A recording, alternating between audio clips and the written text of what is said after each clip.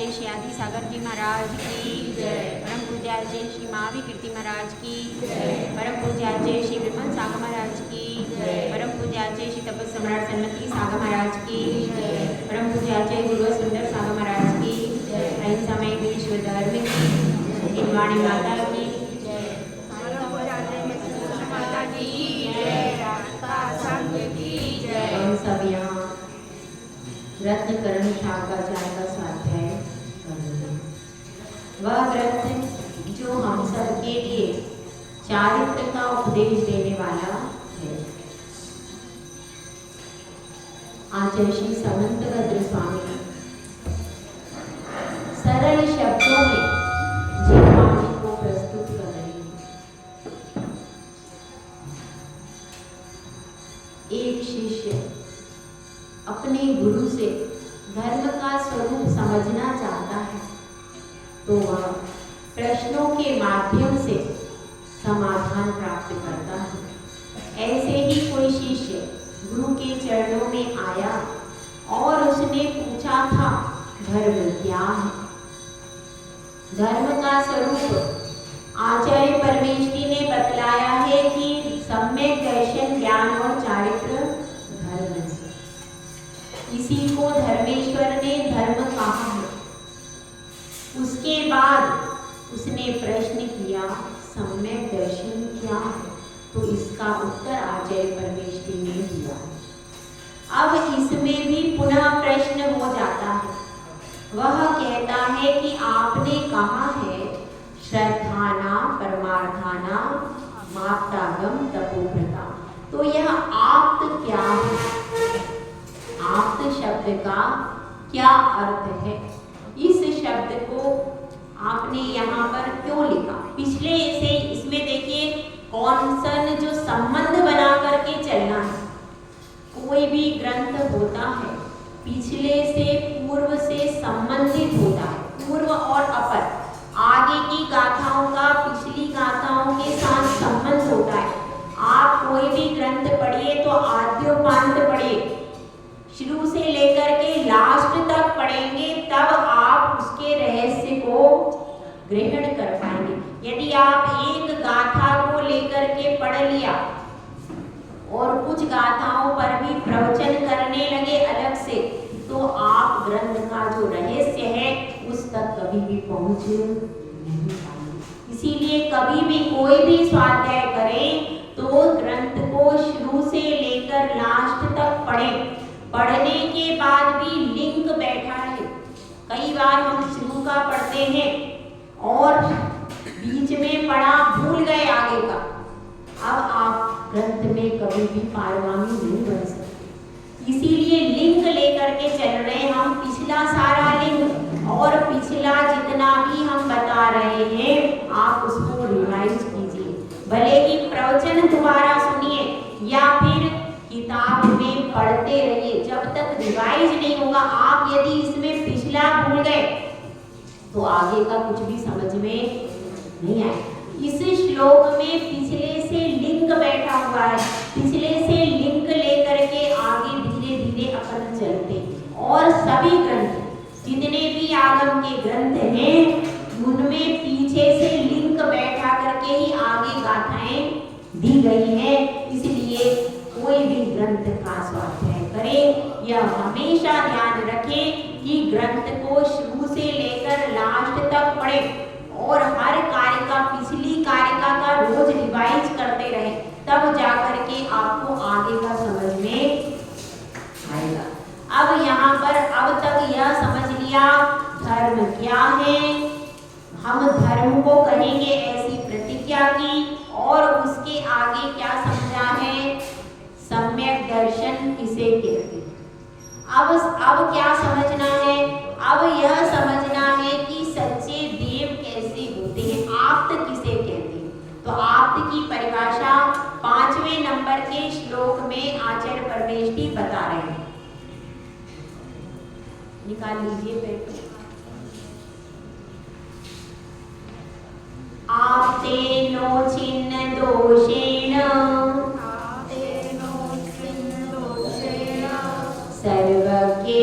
सर्वज्ञेनागमेशिना भवितव्यं नियोगेन नान्यथा ह्याप्यता भवेत्। इसमें कहा गया है, क्या कहा गया है? आप्त कौन होता है, सच्चा देव कौन होता है? आपते नोचन्न दोषेन, नो छिन्न। आप्त मतलब कौन है? आप वह है जो छिन्न, छिन्न मतलब नष्ट हो गए। अपन बोलते हैं ना छिन्न छिन्न, तो छिन्न का अर्थ क्या है? नष्ट हो जाना। आपते नोचिन्न दोषेन, जिसके दोष नष्ट हो चुके हैं, छिन्न भिन्न हो चुके हैं जिसके दोष, वह कौन है? आप। और कौन से दोष छिन्न भिन्न होंगे या आगे आएगा, इसमें अपन संक्षेप में पढ़ लें।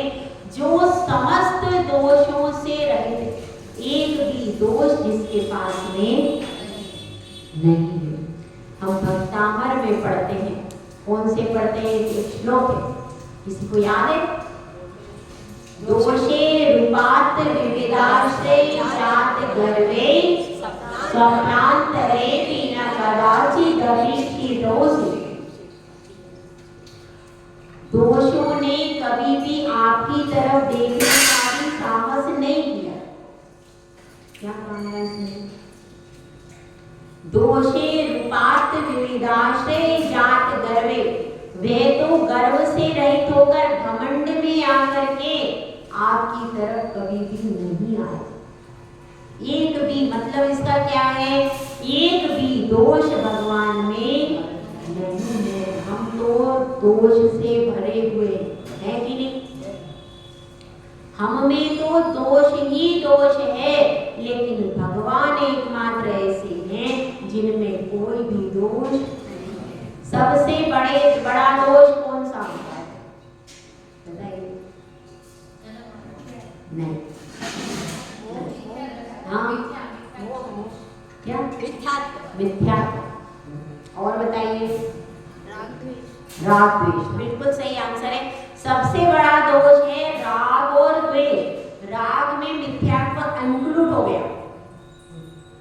राग में मिथ्यात्व इंक्लूड हो गया। जन्म जरा मरण सारे उस राग द्वेष के कारण ही होते। मूल कारण क्या है? सारे दोषों का मूल कारण अगर कोई है तो केवल राग और द्वेष है। उसकी अगर राग द्वेष नहीं है तो एक भी दोष उत्पन्न ही नहीं हो सकता। हो सकता है क्या? सारे दोष केवल राग और द्वेष के कारण ही उत्पन्न होते हैं। तो इसमें यह बता रहे हमारे जो आप्त है वह दोषों से रहित। आपते नोचिन्न दोषेन सर्वज्ञ, सर्वज्ञ है, सर्वज्ञ वो सब कुछ जानते, ऐसा कुछ भी नहीं है जो वह जानते नहीं। यदि वे सर्वज्ञ नहीं होंगे तो क्या बाधा आ जाएगी? बताइए। अगर भगवान को हम सर्वज्ञ ना माने तो क्या बाधा है?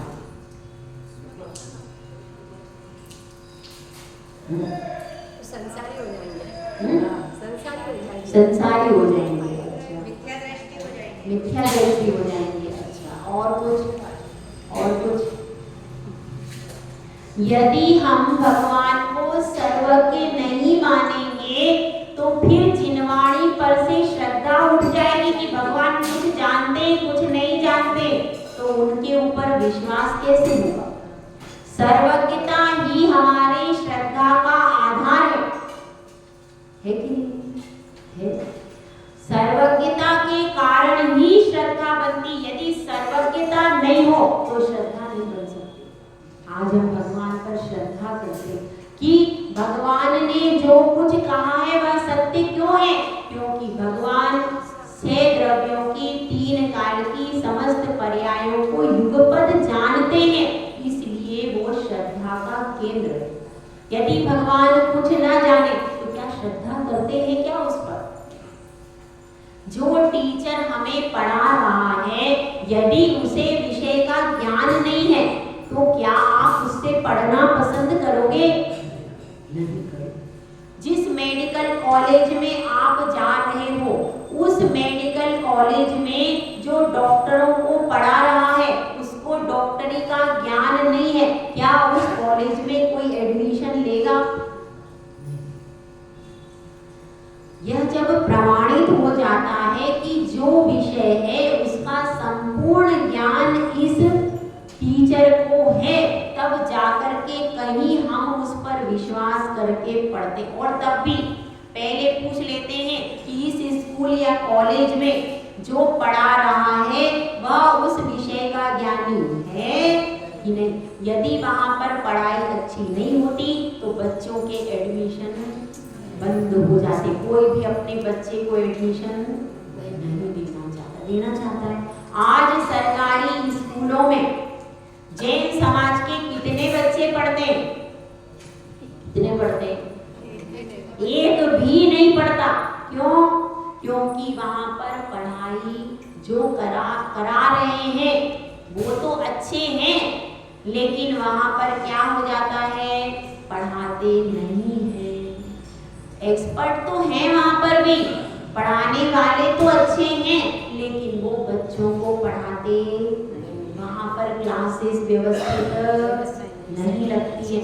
बच्चे भी कुछ ऐसे हैं जिनको पढ़ने में कोई इंटरेस्ट, अगर कोई अच्छा शिक्षक आ भी जाए और पढ़ाना भी चाहे तो बच्चे पढ़ने में इंटरेस्टेड नहीं है। वहाँ का माहौल ऐसा है, ना शिक्षक पढ़ाने में इंटरेस्ट लेता है, ना बच्चे पढ़ाने में इंटरेस्ट लेते हैं। इसलिए आज अच्छा वर्ग जो है वह अधिक से अधिक पैसे खर्च करके बड़े से बड़े स्कूल में क्यों भेजता है? वहां पर पढ़ाने वाले ज्ञानी है, अनुशासन है, दो चीजें। इसलिए क्या हो गया, सरकारी स्कूलों में फीस भी कम है कि नहीं? उसके बाद भी कोई भेजना क्यों नहीं चाहता? क्योंकि वहां पर ज्ञान का उपयोग नहीं हो पा रहा है।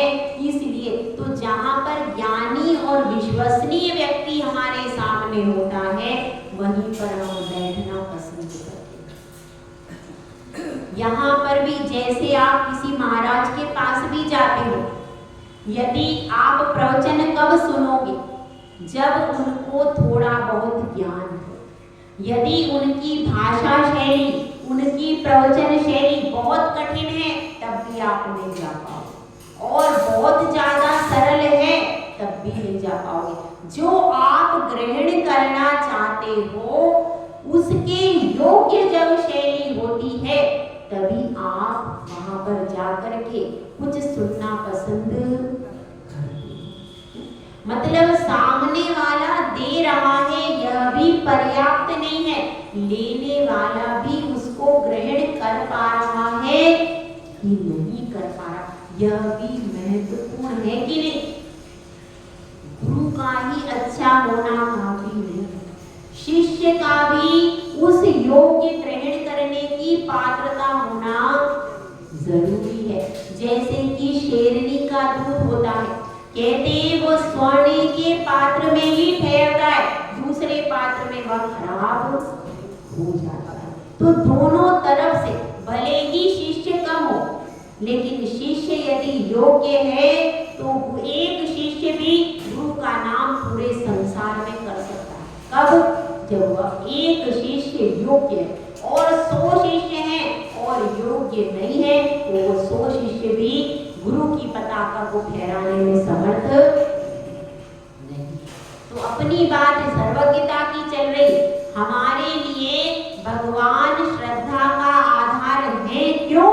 क्योंकि वे सर्वज्ञ, वो उन्होंने जितना भी जाना, जो भी जाना, प्रामाणिक जाना, अप्रामाणिक नहीं जाना। जो कुछ कहा वह सत्य ही कहा, असत्य नहीं कहा। ऐसा हमको विश्वास क्यों है? क्योंकि जो सब कुछ जानता है उसके लिए असत्यता का कोई प्रश्न नहीं है। दूसरा कारण विश्वास का, श्रद्धा का, कि वे कैसे हैं? वीतरागी, दोषों से रहित है। दोषों में वीतरागता आएगी कि नहीं? वे वीतरागी हैं और जो भी जिसके पास राग द्वेष नहीं है उसके पास असत्य कहने का प्रयोजन ही नष्ट हो गया। हुआ कि नहीं? हम आज असत्य क्यों बोलते? हम आज निंदा के वचन क्यों बोलते? क्या कारण है? राग द्वेष। दूसरा कोई कारण हो सकता है? हो ही नहीं सकता। निंदा के वचन बोलते हैं, चुगली के वचन बोलते हैं, प्रशंसा के वचन बोलते हैं। और कैसे वचन बोलते हैं? हम कठोर वचन बोलते हैं, क्रोध और कषाय के वशीभूत होकर वचन बोलते हैं। तो इन सब वचनों का मुख्य कारण क्या है? भगवान वीतरागी हैं। ये उनके लिए विश्वास का पहला, श्रद्धा का पहला आधार क्या है हमारे लिए? भगवान वीतरागी। लेकिन इस श्रद्धा के आधार से हमारा कल्याण नहीं होगा भैया। क्यों नहीं होगा? क्योंकि भगवान वीतरागी हैं। अब उनसे हमारा कल्याण कैसे होगा? जब तक भगवान सब कुछ नहीं जानेंगे तब तक उपदेश कैसे देंगे? केवल वीतरागता से भी कल्याण नहीं है। जब भगवान को सर्वज्ञता, क्योंकि वीतरागता कहाँ पर मिलती है?